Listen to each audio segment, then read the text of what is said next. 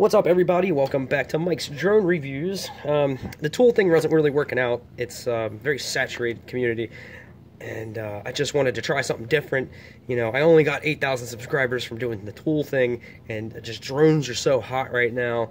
Switching the whole format to drones. So, welcome to Mike's Drone Reviews. I'm kidding. This is just a little bit of a different video, so if you're expecting a tool video, I'll catch you on the next one. I will do more tool videos, but I really wanted to share this with everybody, and I was pretty impressed with it. So I thought I'd do a little different review. So I bought this because my wife and I and the dog are going on a cross-country road trip, loading up the car and heading to California. We're going from Maryland to like Savannah, Georgia, and then we're taking like a southern route across the United States all the way to Los Angeles. I think it's as far south in California as we're going. And then we're driving up north to Northern California, along the coast, up Route 1 to her friend's house up in Northern California. And I had some birthday money, and I wanted to spend it on something that would enhance the trip and make it more comfortable or more memorable, whatever. I didn't want to just buy more tools with it.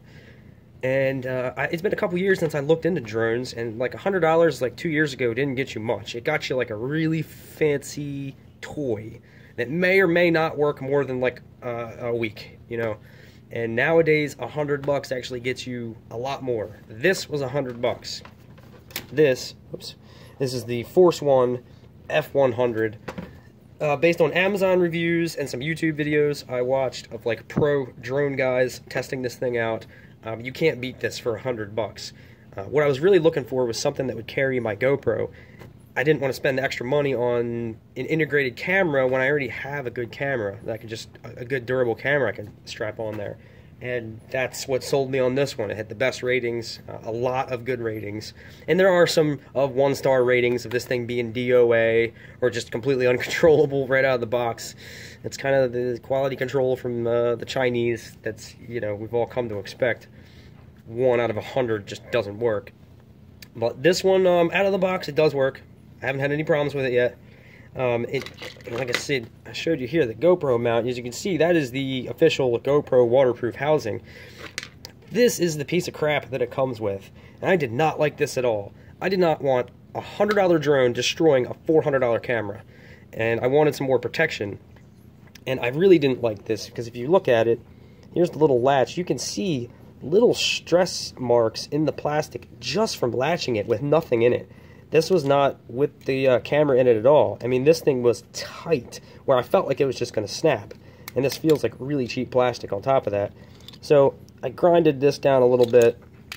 I trimmed up in here a little bit with a razor blade, and I got it serviceable. But I was worried about this breaking, so I ordered another one. And in the time that this one was coming, I figured out how to get the legit GoPro mount on there. So I feel a lot better about it. It's a lot better protected. You know, these things, they've come flying off supercars going 150, 200 miles an hour, and most of the time the camera, you know, scratched up, but it'll still be good. So I feel a lot better about it being protected in there.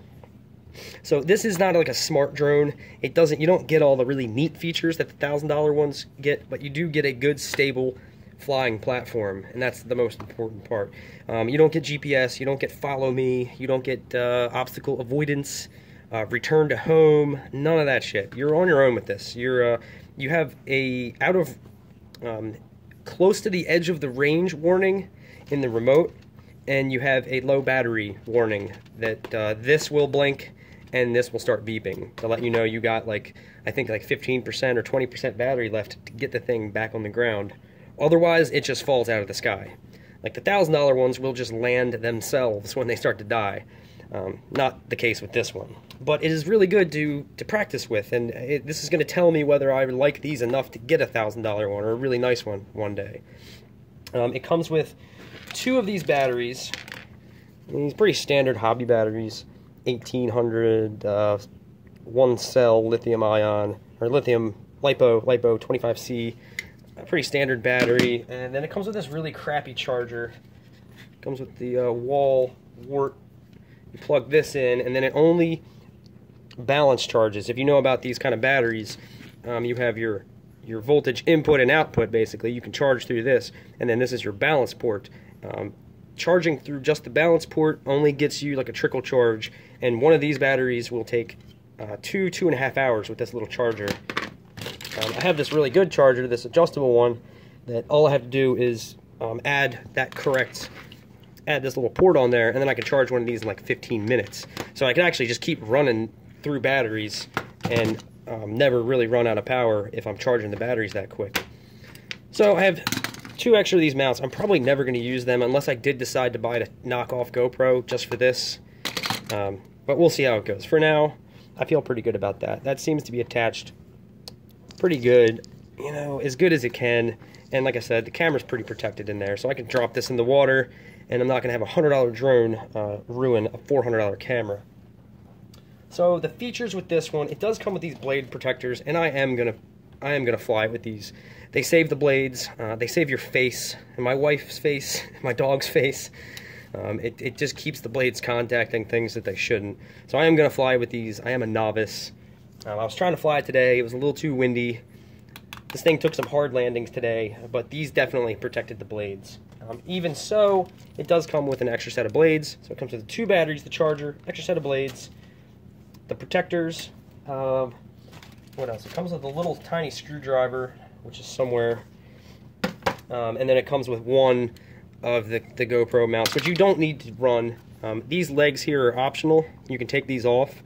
And if you're not running a camera, it just uses these little feet to land on. But you need these extended landing gear to have the camera on the bottom. What else? I bought this case separate, just so I could throw everything and have it all in one spot all together and not have to just grab it and go. I know it's not everything in here. Otherwise, you're just kind of like grabbing the pieces. I wasn't down with that. Here's the remote. It is, you know, it's not the greatest. This is not a professional product by any means. This is actually considered like a toy grade drone, and you actually don't have to register this one with the FAA. It is not capable of the range that they want you to register it at. You still have to follow a lot of guidelines. You can't fly this thing over military bases and airports and shit like that, but you do have to follow rules with it, but I don't have to register this.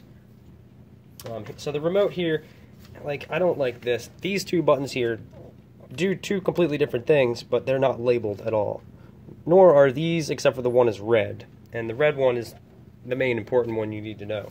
So you got this one arms the blades. So it has kind of a safety feature where it'll idle the propellers if it's ready to take off. If it's in ready to go mode, these are just slowly spinning to let you know, stay back, this thing could take off at any minute. It doesn't automatically do that. It plays you a little tune with the brushless motors, and then it's not ready to go right now. It is, like, I can do that. So with the altitude joystick here, all the way down, you press this red button. Oh, I gotta turn the remote on. And that's saying, stay the fuck back. This thing is gonna cut your face off. And then you can. So the thing's got some power. Even adding the extra weight of the GoPro case, this thing still gains altitude really fast. So you got that. It doesn't have any problem carrying the GoPro. And then the remote, you have your altitude. This is your yaw, and I don't remember the pitch and roll. You know, tilt forward, back, left, and right. And then you have trims for all of those, so you can get those all dialed in just right.